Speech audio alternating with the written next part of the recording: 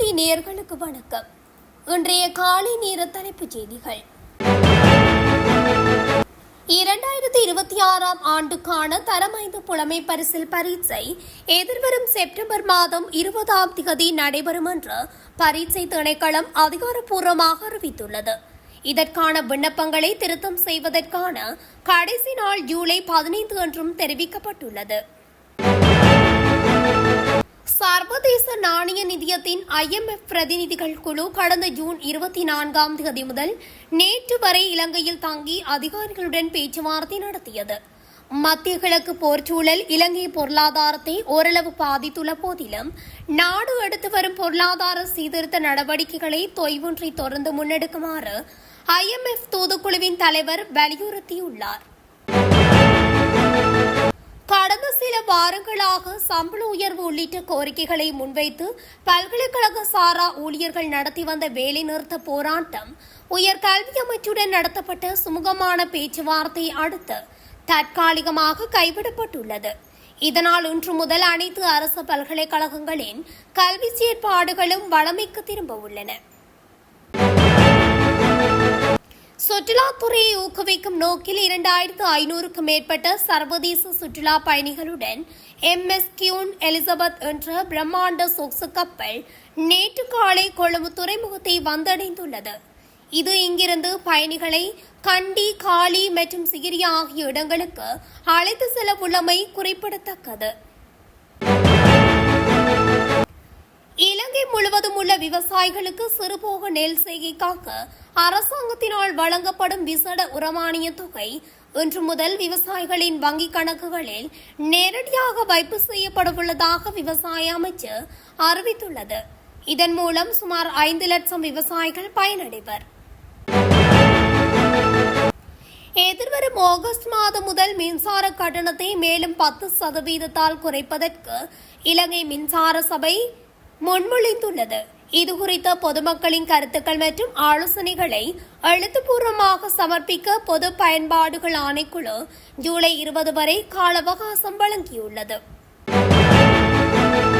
தேர்தல் ஆவணங்கள் மற்றும் சொத்து விவரங்களை சமர்ப்பிக்க தவறிய வேட்பாளர்கள் மற்றும் கட்சிகளுக்கு எதிராக சட்ட நடவடிக்கை எடுக்கப்படும் என்று அறிவிக்கப்பட்டிருந்த நிலையில் தற்போது லஞ்ச ஊழல் ஒழிப்பு ஆணைக்குழு சொத்து விவரங்களை சமர்ப்பிப்பதற்கான கால அவகாசத்தை எதிர்வரும் ஜூலை 7 வரை மேலும் ஒரு வாரத்திற்கு நீடித்துள்ளமை குறிப்பிடத்தக்கது. கடந்த ஏப்ரல் மற்றும் மே மாதங்களில் ஏற்பட்ட எரிபொருள் விலை உயர்வு மற்றும் அதன் தொடர் விளைவுகள் காரணமாக இலங்கையின் ஒட்டுமொத்த பணவீக்க விகிதம் ஜூன் மாதத்தில் 6.8% உயர்ந்துள்ளது. இது கடந்த 3 வருடங்களில் பதிவான அதிகபட்ச பணவீக்க உயர்வு என்று புள்ளி விவரவியல் திணைக்களம் தெரிவித்துள்ளது. இலங்கையில் நிலவும் மழையுடனான காலநிலை காரணமாக டெங்கு நோயாளர்களின் எண்ணிக்கை 54,000 கடந்துள்ளதாக தேசிய டெங்கு கட்டுப்பாட்டு பிரிவு எச்சரித்துள்ளது. கடந்த 24 மணித்தியாலங்களில் மட்டும் புதிதாக 1030 நோயாளர்கள் பதிவாகியுள்ளனர். இதனால் நாடு தழுவிய ரீதியில் அடுத்த 3 நாட்களுக்கு விசேட டெங்கு ஒழிப்பு திட்டங்கள் முன்னெடுக்கப்பட உள்ளன. வெளிநாடுகளில் வசிக்கும் இலங்கையர்களுக்கு வாக்குரிமை வழங்குவது தொடர்பான முன்மொழிவுகளை அமைச்சரவை தற்போது தீவிரமாக பரிசீலித்து வருகிறது. இதற்காக நியமிக்கப்பட்ட அமைச்சரவை உபகுழு தேசிய தேர்தல் ஆணைக்குழு மற்றும் ஏனைய தரப்பிடமிருந்து ஆலோசனைகளை பெற்றுள்ளது.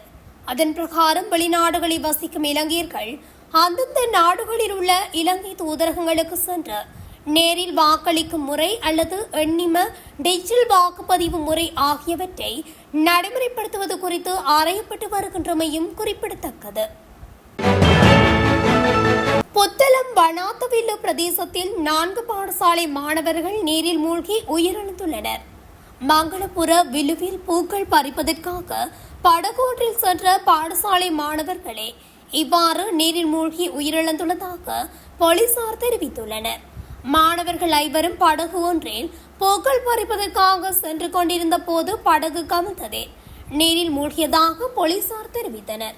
சம்பவத்தில் நீரில் மூழ்கிய மாணவர்களில் ஒருவர் மீட்கப்பட்ட நிலையில் ஏனைய மாணவர்கள் வனாத்தவில்லுவ வைத்தியசாலையில் அனுமதிக்கப்பட்டனர்.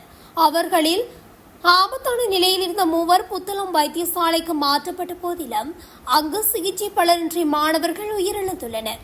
உயிரிழந்தவர்கள் குறித்த பிரதேசத்தைச் சேர்ந்த பாடசாலை ஒன்றின் 11ஆம் தரத்தில் கல்வி கற்கும் மாணவர்கள் என்று தெரிவிக்கப்படுகிறது.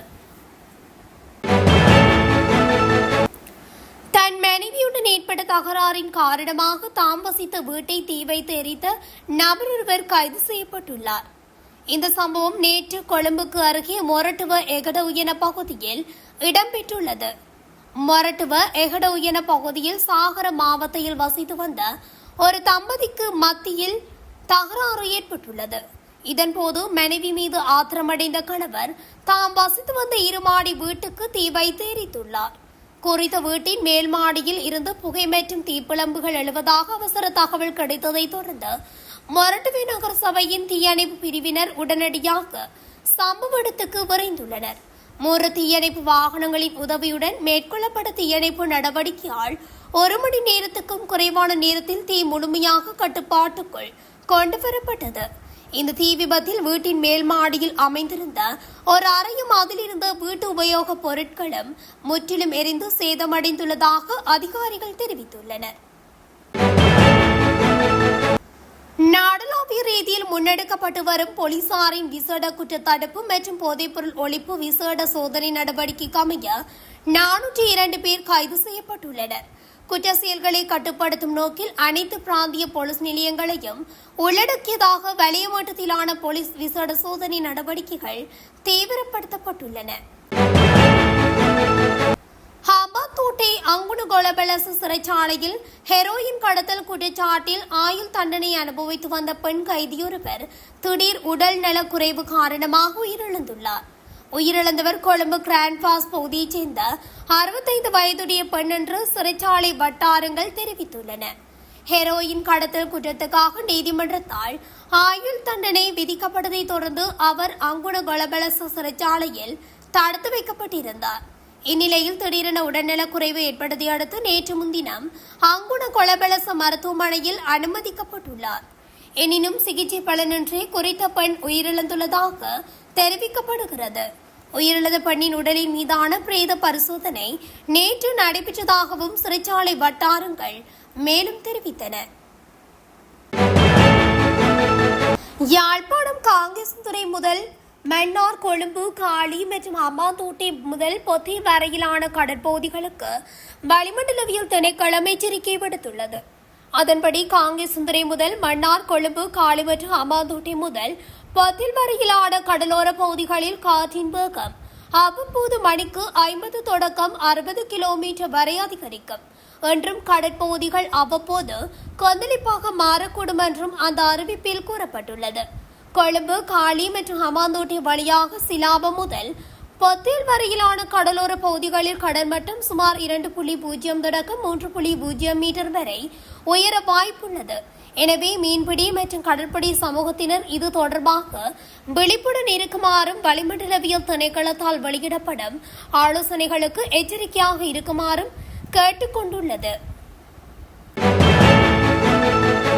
போலீஸ் உத்தியோகத்தர்களின் கடமைக்கு இடையூறு விளைவித்து மோசமாக நடந்து கொண்ட 5 சந்தேக நபர்கள் போலீசாரினால் கைது செய்யப்பட்டுள்ளனர்.